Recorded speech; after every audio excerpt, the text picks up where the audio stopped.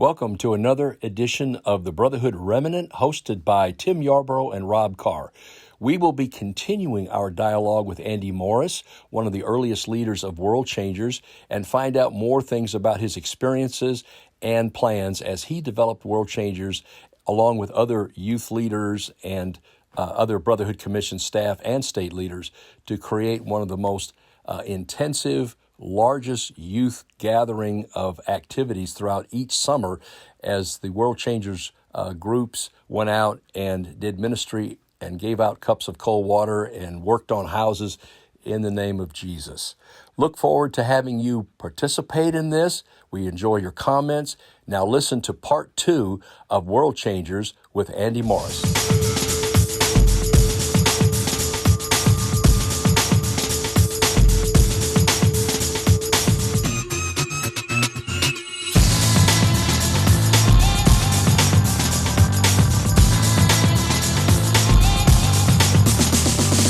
They've not only restored our house, but they've restored our dignity.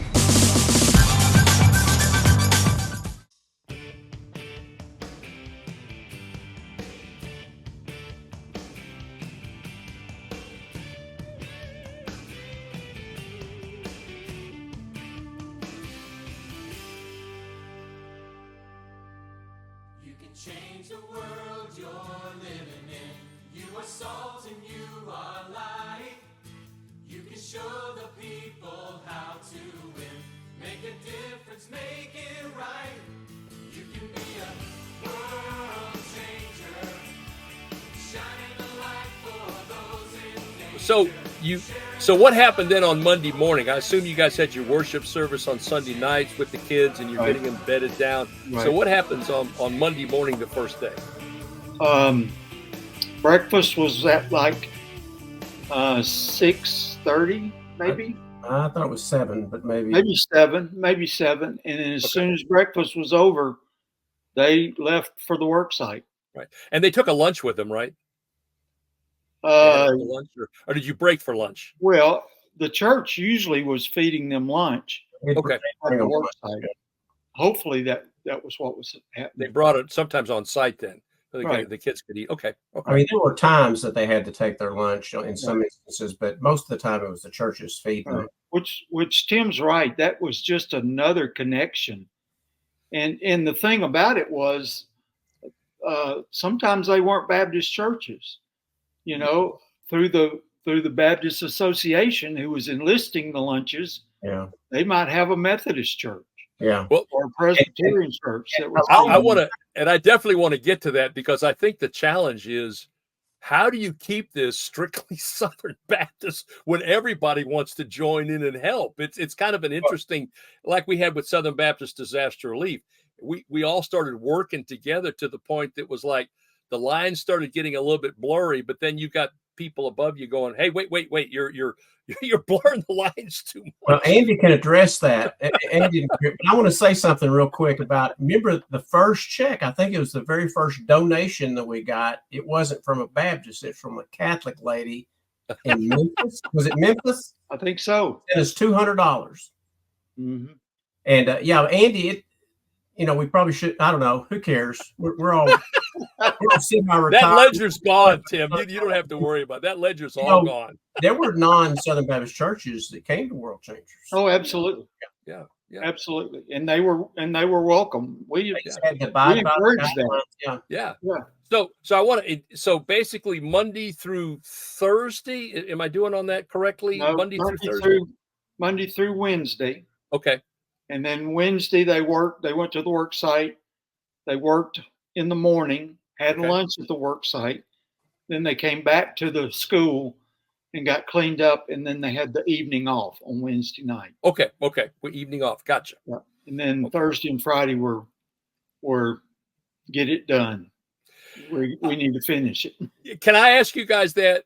Was that probably the more stressful of the week, is getting that Thursday and Friday to wrap things up? Because, sometimes kids are going to work with their hearts, but they can't work that fast. I mean, there's just a speed. Did you ever have issues where, man, you guys we got to get this?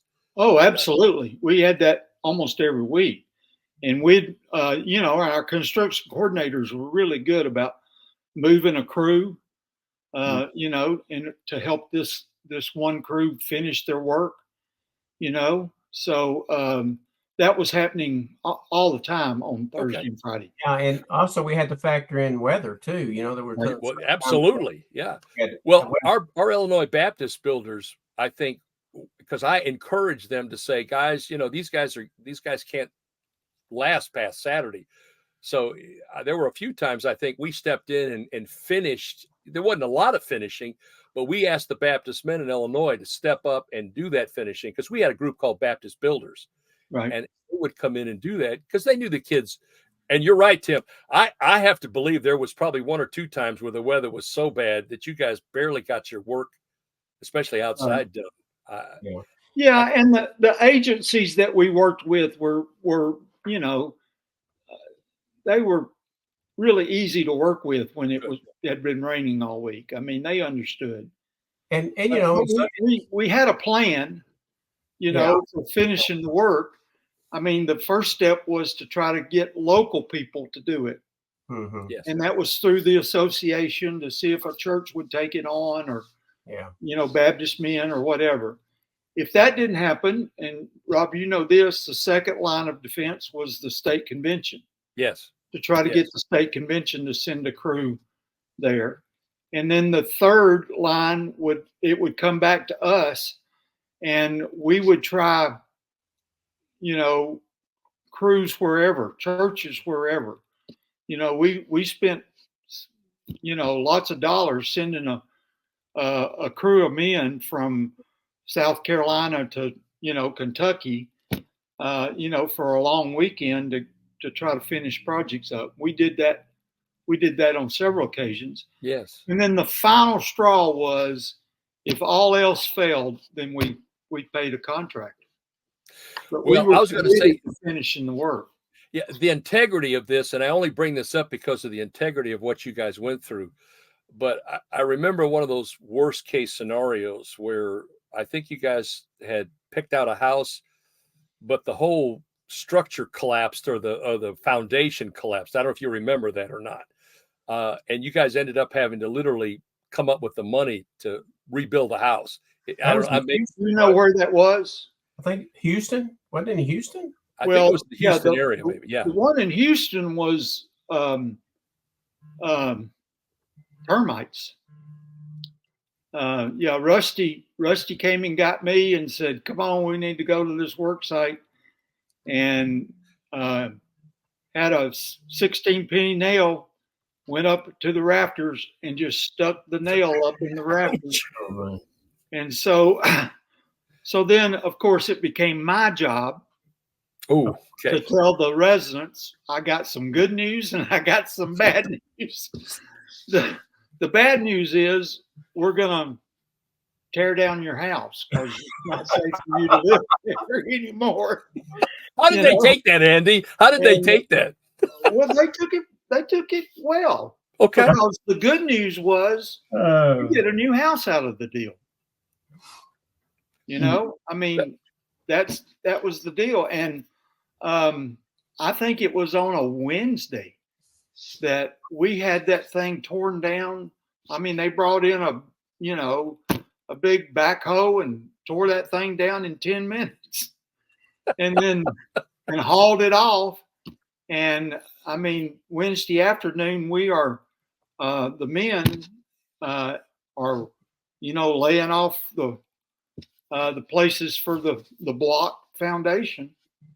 And then Thursday and Friday, we had over 60 kids on that house. Wow. Yeah. And, we had, by the time they left on Friday, we had the house up, the roof on the house, the siding on the house. We didn't have any of the interior work done. But, I mean, from the outside, you could look at it and say, we had built that house in 2 days. Yeah. And then, of course, we had such a good relationship with Texas Baptist Men. Yes. And they came in and just took the project and went with it. I even think they had contact with a furniture company that that donated furniture for the new house. Bless her heart. Well, I mean, it all worked out really well. Mhm. But that Yeah, was one of the scariest moments of my career, is telling them, well, "You're yeah. sorry, we're tearing down your house. Can you find a place to go?" But you know, I really find that to be in the minority, because I think you guys, and when we all learn lessons from those kind of things, and I know you guys always did due diligence to be sure that the house was structurally sound, because yeah, you know, you don't want to be tearing, you know. Now, Habitat for Humanity, let them build from scratch. That's you know, let right. them do That's that. right. But no, I just, you know, now Friday, or was it Saturday was the big day? It was the big celebration, or Friday night. I'm sorry, Friday night. Friday night. was a Okay. big celebration, and you know, that's when, you know, the video was shown. You know, we actually graduated from a slideshow to a video. And that's, you know, that was a big highlight. You know, we had residents that came to that service on Friday night. You know, we had agency people and other people that were instrumental. And of course, we took the opportunity to introduce them to the crowd.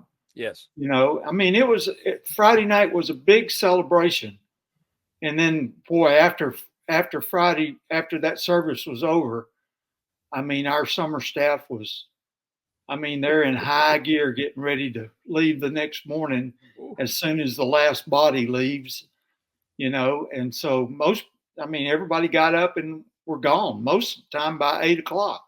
Wow. You know, wow. I'm not a theologian nor a son of one. I know you two guys are theologians, but to me, when I read my Bible and I read Acts, I see the work of the early church going out, you know, whether it be in the community or wherever, when they were displaced, you know, moved to other places and things, but ministering to the community, meeting needs, not just within the church, but outside the church. And then I'm sure there were gatherings, you know, where people accepted Christ, that came in. It's almost like World Changers kind of had that feel, you know, and it's like students got it because they were living the gospel. They weren't just reading the gospel. They weren't just being told about the gospel.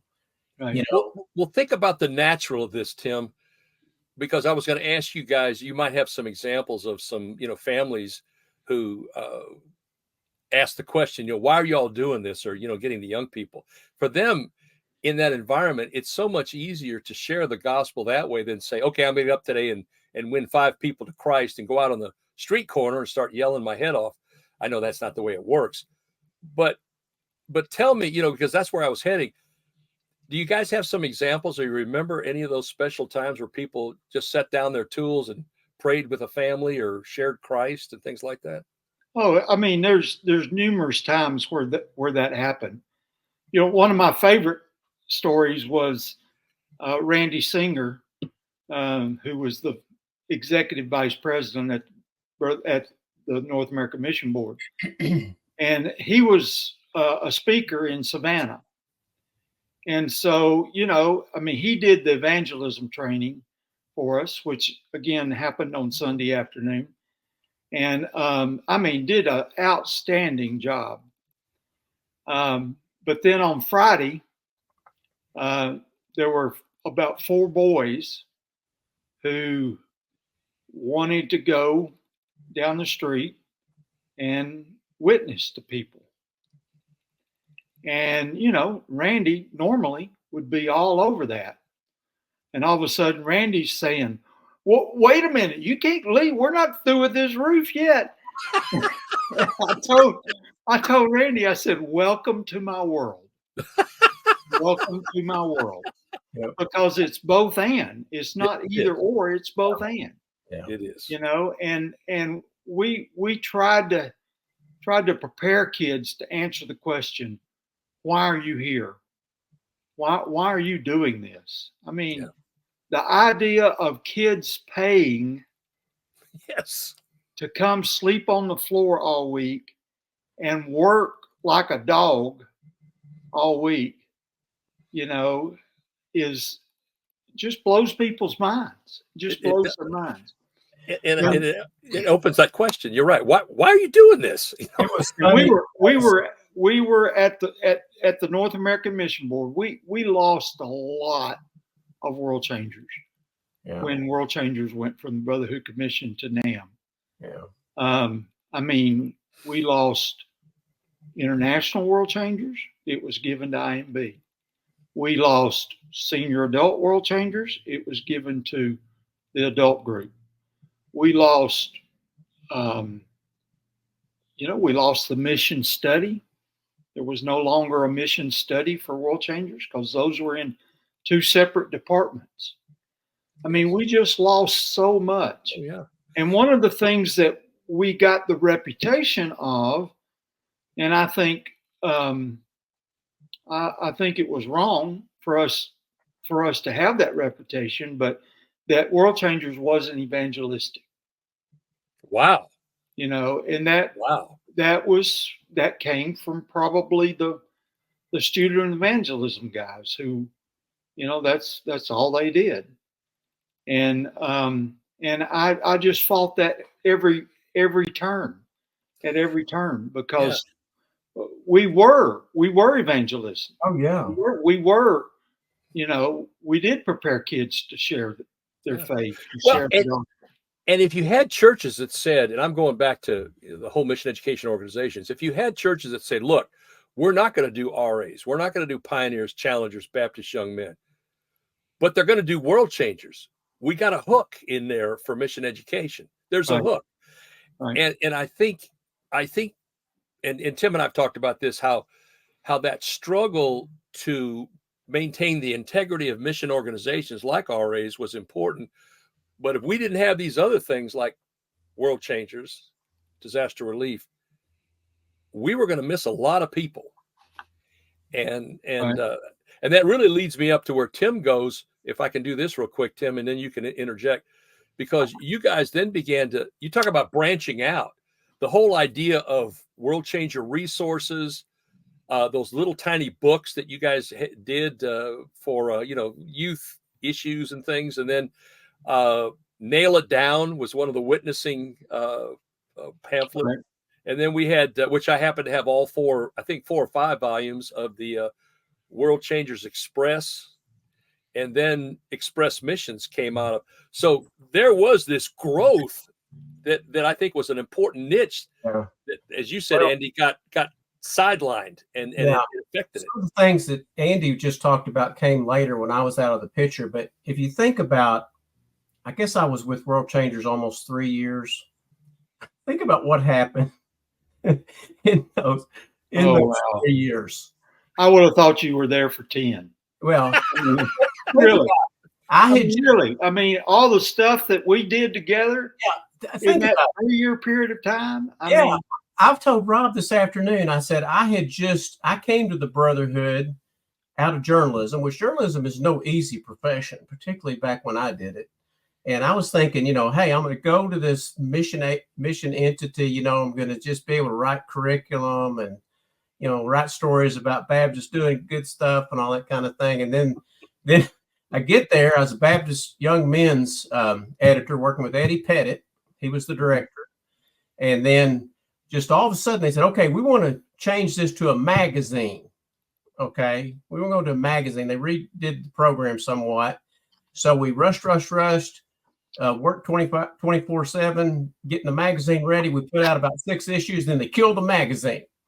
And then they say, oh, by the way, we're moving you to World Changers. Okay. And, you and I were employee 1 and 2. And then I don't even remember. World Changer was just like, you get in front of a hydrant and you just open it. That's right.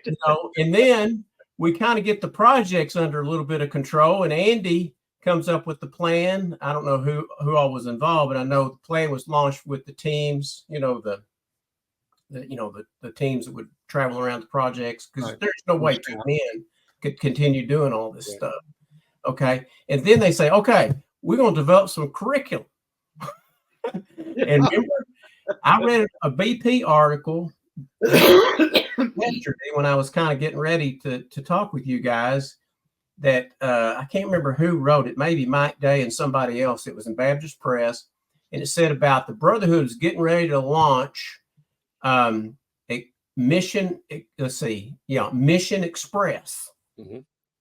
Mission Express. That was the way it was announced, Andy. Wow. Well, by the time it hit the streets, of course, we had to rush around. We had to get people to write. I think we wrote the first parts, and then we had those. We came in like a little packet, like Federal Express.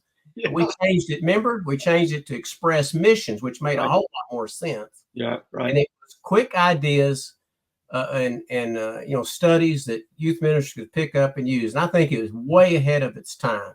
Oh, I agree. And of course, good stuff.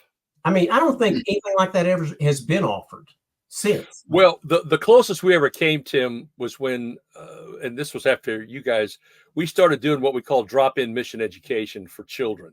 So we had snack pack and backpack, but really Express Missions was the first one, the first generation of that, to make, because people were saying we don't want to do a whole organization. And I, by the way, I still have the video, and I've got all the packets, it Express. I got everything here. Well, and by the way, Express Missions is not dead. Really? Because I was at Texas Conclave, Southeast Conclave, and George Seiler came up to me, and said, "I've got all the Express Missions, and I guess the IMB ended up with it. Oh. And he would like to redo it, but he just can't do it. He doesn't have the bandwidth to do it." Mm-hmm. And he said, "Would you be interested in taking that and kind of redoing some of it?" And so, Tim, you're the first person I thought of. I mean, if anybody wants to bite into this, it ought to be Yarbrough.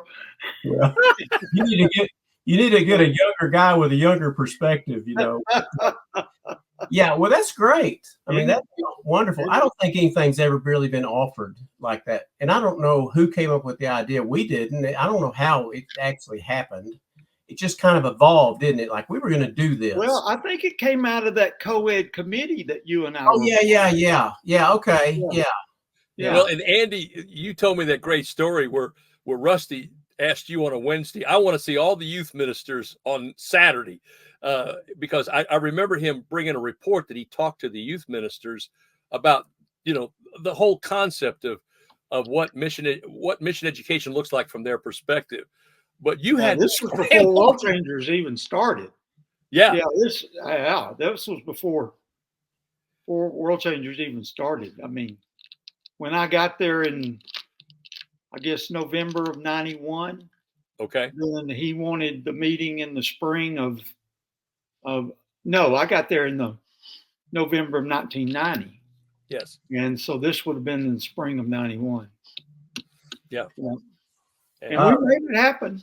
Yeah, you did. I mean, I think, Tim, you were part of that. Yeah. I can say from a state perspective, guys, you guys probably worked the hardest all of you did, because every time we would have a meeting, everything would be turned around the next day. Say, "Oh, here we go. Here's our pro." And I'm like, how are they doing this? Well, they're not getting any sleep. They're not going to. Andy, we need to say probably a word about the birth of International World Changers, because, you and I don't know, you'll have to correct me. I know, was Mexico the first project? It was. In Dominican Republic. You remember the Dominican Republic? I do remember you and I going to the Dominican Republic. Andy and I went down. We went with youth work camps. Yeah. On a kind of a exploratory,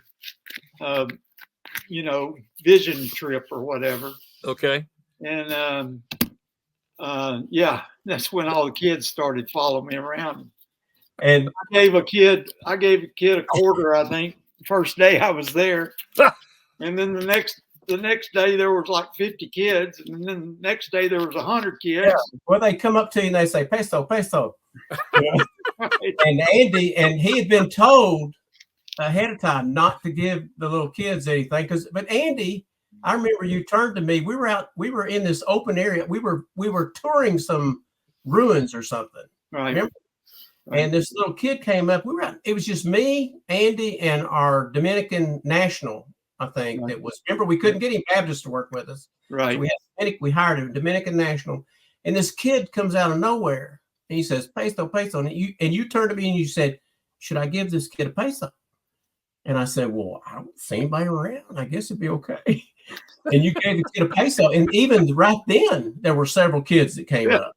Yeah, absolutely. Popped out of the woodwork. And I don't know if that was the same trip or not, but if you remember, I think it was because we had the Dominican National.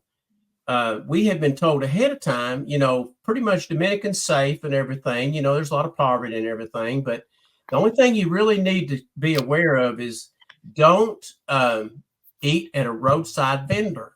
Okay. And I don't know if you remember that or not, but we got bumped around on an airplane all day and finally got to the Dominican late in the day. I mean, it's still light, but it was late. We'd been on the plane for 12 hours, seemed like, whatever. It's, whatever. And we were starving. Get off the plane. Well, Andy, the first thing he says to our Dominican guy, our guide there, said, where can we get something to eat? And he said, I'll fix you up. So he takes us. We thought we were going to the hotel. And he pulls off on the side of the road. He said, we can get something to eat right here. There's a guy selling chicken. That's right. Oh, no. We didn't get sick. We didn't get sick. Chicken. We went to his house and ate it. Yeah. Oh, you did? Okay.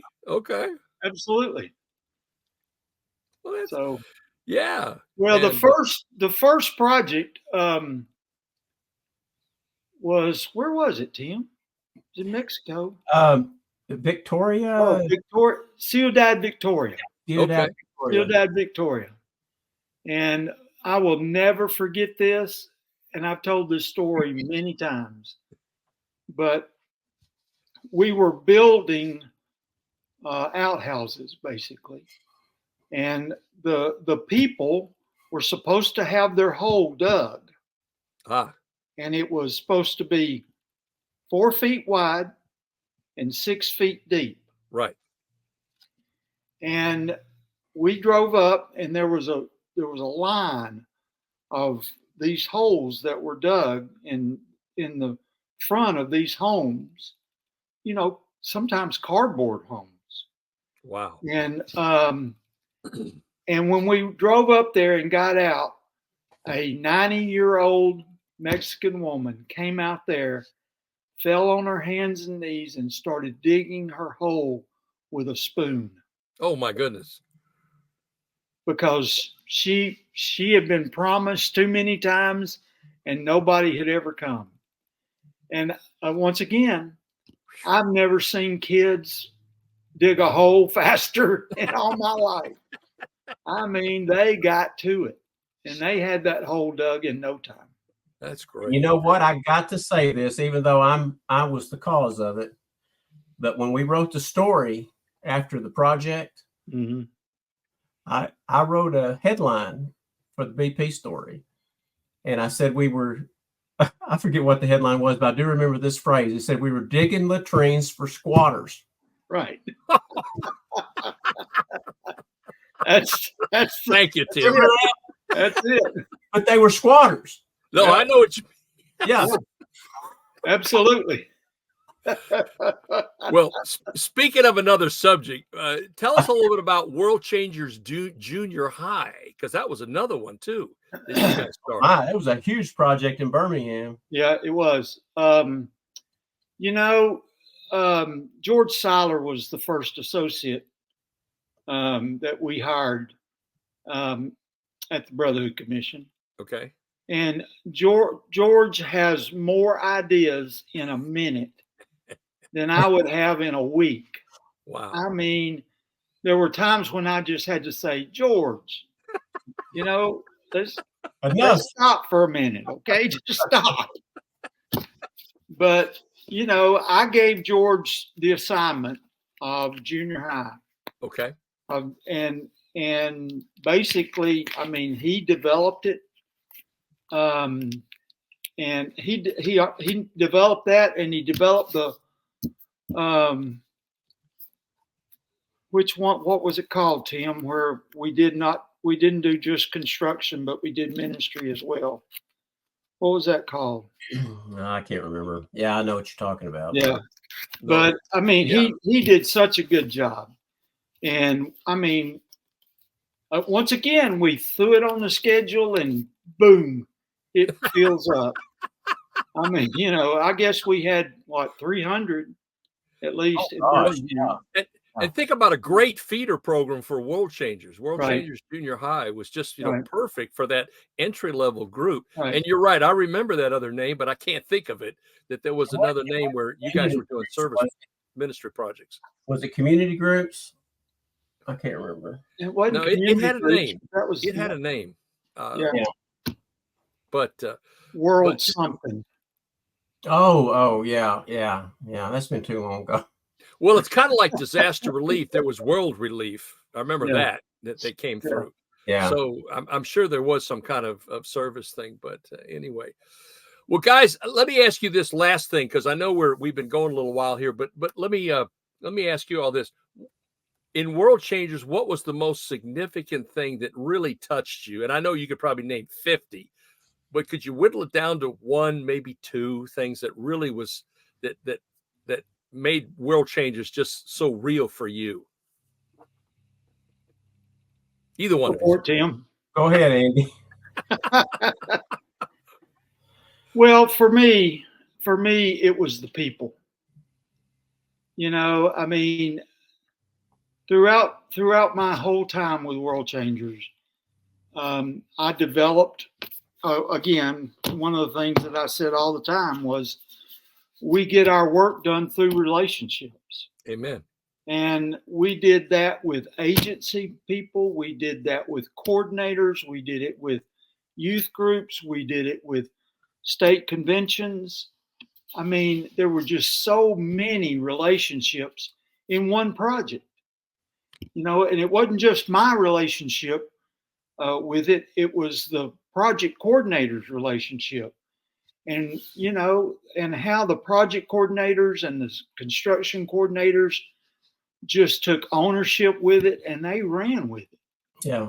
I mean, for me, I think it was relationships, even to the very last day, that I was at the North American Mission Board. I just felt like I felt privileged. Good. To have those relationships. Before Tim answers, I would like, Andy, for you to, is there any possible way that you could put a figure on the cost of all that free labor? What would you even come close to saying that because of World Changer, X amount of dollars were saved through free labor? Well, Mission Serve just had a banquet not long ago, and they gave me a plaque, as the founder and all this. But the chairman of the board and Chuck, my son, did some research on my time at the Brotherhood Commission, at the North American Mission Board, at Mission Serve, and the amount of money through free labor that was done during my leadership time. And when they said this, I almost fell out of my chair. The number was $500 million. And Andy, that was just my you. time. If I'm that wouldn't include all the other people that were there Right. providing free labor. Right. Wow. Wow. Yeah, all the other organizations, the spinoffs and all of that. I mean, that doesn't include any of that. I mean, that's just you. I mean, just my leadership. So, Tim, what would you say your special experience? Well, other than every project that I was a part of, and I didn't go to all of them. I went to a lot of them. I didn't go to all of them like Andy did, but there was always lives changed. And like I've already said, I mean, there was kids who we were trying to reach, obviously, but then it was always a shock to some that the leaders that hadn't been a part of that experience. Of course, the residents, but then we had, city officials. We had, I know in particular instance when I was involved here in Little Rock, we had one of the city guys that was, pretty high up in government, and he would talk about his faith publicly and stuff, and you don't see a lot of that anymore. Right. So that was one of the things. But one of the things that touched me as a Southern Baptist is that just to see all the components of a Southern Baptism come together. Right. That is one of the things I never understood, Andy. We got a lot of pushback from a lot of folks in the early days. I don't know how it was after I left, but we've already talked about trying to go to Los Angeles. Associational Director of Missions wouldn't host us, didn't want us there. Tried to go to Dominican. The area missionary down there wouldn't talk to us, wouldn't even talk to us. Wow. Right. And to see, I guess we kind of proved ourselves, because later, as World Changers began to gain some steam, we had folks contacting us, right, wanting high us compliment, to their association. Yeah. And so I don't know. I think that was Southern Baptists. We've talked about this, Rob, on other podcasts, but Southern Baptists they don't understand, I don't think, the depth and breadth of what I think God built through the Southern Baptist Convention. And it is sad to me to see a lot of that being marginalized, thrown to the wayside. Like you said, Andy, World Changers was dismantled when it went to NAM, more or less, or hampered a lot, in a lot of different ways. Rob, same thing with mission education. Yeah. And I don't know. I don't get it. I think a denomination ought to act like a denomination. I mean, you're there for the churches. You're there to serve the churches, and you're there to help them in their mission. Yeah. Right. When I left NAM, World Changers was having 20,000 participants annually.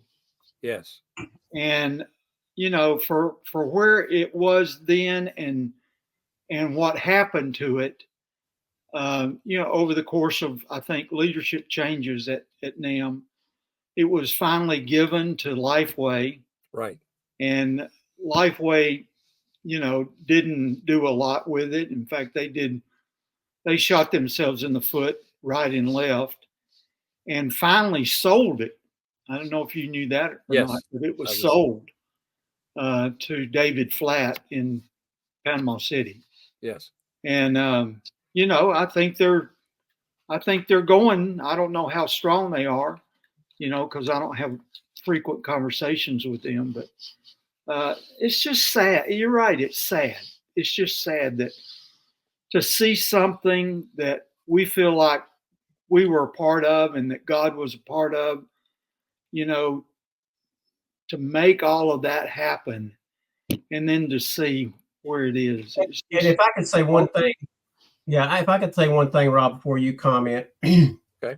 If we didn't hear this once, we heard it 100 times. All these pastors saying they don't want another program. We don't want another program for the church. And I think most of the programs a lot of them have been dismantled. But World Changers was never a program. I mean, it was an initiative that all the things that we discussed here earlier. Now, it had programmatic aspects. Sure. But it was not like, okay, you schedule World Changers in your church and you have this meeting around World Changers. So we delivered, didn't we? Right. We delivered. And it lasted for a long time. I mean, it did. In time, I got to actually be the project coordinator when I went back to the North American Mission, where Andy was leaving to do Mission Serve, but I was coming on board in 2001 or 2, whenever it was. And I did some projects for World Changers, and later did some projects for Andy with Mission Serve. Mm-hmm. And of course, Mission Serve really, in my mind, was the essence of World Changers, because World Changers had been, so many changes have been made to World Changers the projects that Mission Serve maintained a lot of those aspects, most of them. We tried.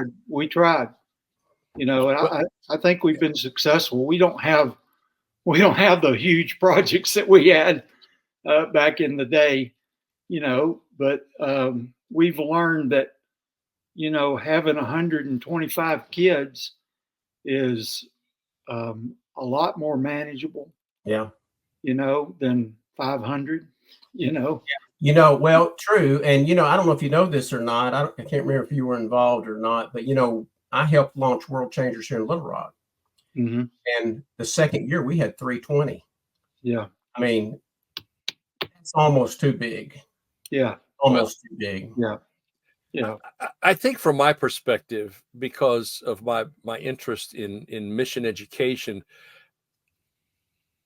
outside of a programmatic structure that needs this kind of, because I saw this with disaster relief, I saw this with Baptist builders, I saw this with World Changers, I saw this with renewal, I saw this with prison ministry and all the other fellowships that, again, this is not your area, Andy, but the Baptist fellowship group, I think, was just being birthed, of course, when all the changes happened. That if had that taken off, I think Southern Baptists would have been absolutely blown out with all of the fellowships, including World Changers, disaster relief, and so on. Right. So I think we were moving towards a mission education style that could still, because Tim and I have talked about this, we could maintain the structure of a Baptist men's group, a Brotherhood, RAs, Challengers, all of that.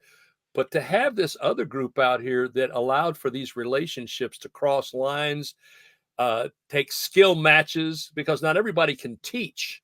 Because every time we talk about doing RAs, well, I'm not good enough. I'm not a teacher. And I said, no, it's kind of I gave it a world changer approach.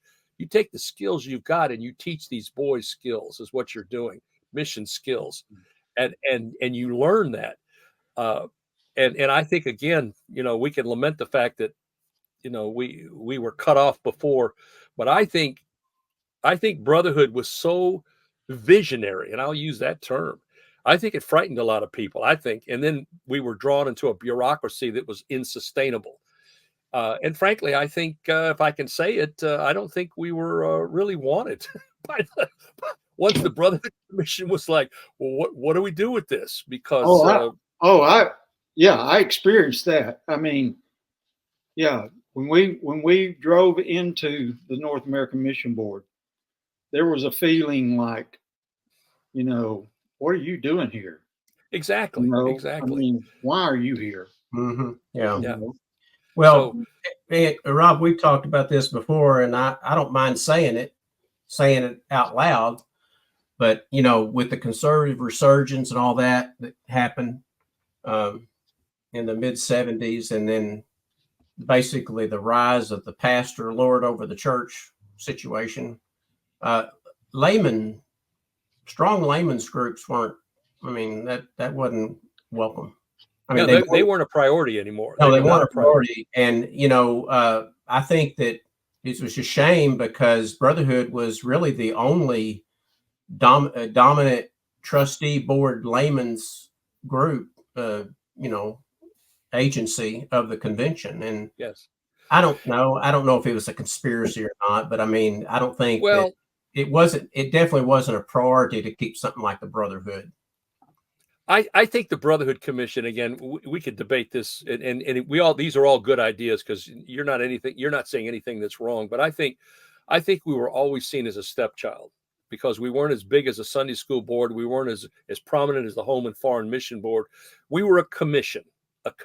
So we weren't even a board. And yet I think we were feeding all these things. We were getting men involved in missions. They were studying. They were going onto the mission field. And I guess, like you guys, I'll be puzzled for the rest of my days here, is to say, why would you take that away? Why would you diminish that instead of feeding it?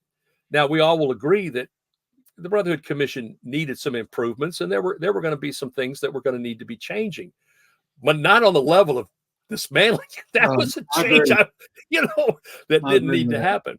And so what I want to do in kind of wrapping this up for all of us, I also want to say the reason why, Andy, and we tell this to all the people we interview, we're doing this not just to talk about the good old days. We're hoping to leave a legacy, a remnant, so that others can maybe say, maybe there's something to this. And therefore, I want to, again, go back to the idea of our Brotherhood Remnant archives, because we want to put the things that you guys developed into this system. We want them to see. And maybe somebody one day will pick it up and go, this is good stuff. And maybe we can apply it, where we are and start a whole new movement. Who knows? Mhm. But we're not going to let it die. And that's why we appreciate you coming and joining us this time and sharing your experiences and just being a voice that we need to hear, that it's just not Tim and me, but there's others out there who have, strong feelings about it. Well, let me say this before we end is, Tim, you were instrumental in World Changers, in its development. I mean, I look back and I think how I would have not known what to do if it hadn't been for you. I mean, I kidded with you a lot of times about the fact that you could type faster than I could think, but I mean, seriously, Tim, the further we get away from this, the more I appreciate your leadership back then. I appreciate it. I mean, the feeling is mutual, but I feel like I was kind of an add-on. But back there's a lot of people who don't even know I was ever even involved in World Changers, because I was always behind the camera. I don't even know if I have a picture of those days, of me and you, which I don't know why we never took one. Yeah, I don't know either. At a project or something. Surely there's a project.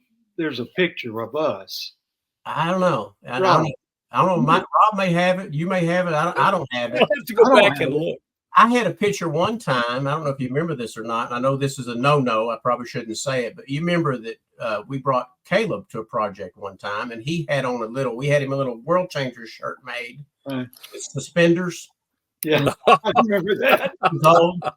I used to have that picture. I don't even have that anymore. So, Well, I could say this for you guys, because of this bound copy of the family that we interviewed Andy Jack Childs a while back. Mm-hmm. And he gave me to digitize the whole set of the time that when Jim Williams came until the Brotherhood Commission dissolved. But I tell you what, in there, because you guys would, on the last page, they would track where the staff was going and what they were doing. It was your appointments. You and Tim and Andy, you guys were all over that page. I've never seen so many locations and places you were going. And it's like, do they ever have time to go home and wash hands or not a lot? Meal? No, not a lot.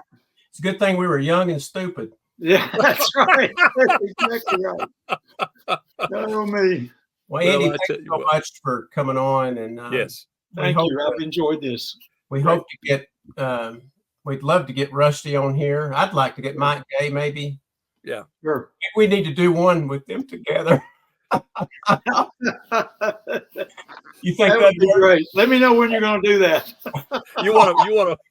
You'll watch live, huh? That's right. Bob, wrap us up and we'll. All right. Well, let me say this to everybody. Thank you for listening in on us. Andy, thank you for your time, and everybody who subscribes to this are grateful. And please visit us. We've got other podcasts out there, and we've got this archive that's got all kinds of good material in it. And we're trying to grow it and put more things in there. And if you have any comments, we'd love to hear from you. Send us an email. We got the Brotherhood Remnant, I believe, is the email address, but we'll have that available for you. But we'd like to know what you think about these things, and if you have other subject matter, maybe we may need to bring Andy back because we forgot a question we should have asked him. Somebody might remember that. But I tell you, the reminiscing is beginning to come in. People are starting to use this as a way of saying, I remember that, or I remember Andy, I remember Tim, and maybe they remember me a little bit, but no, it's not important.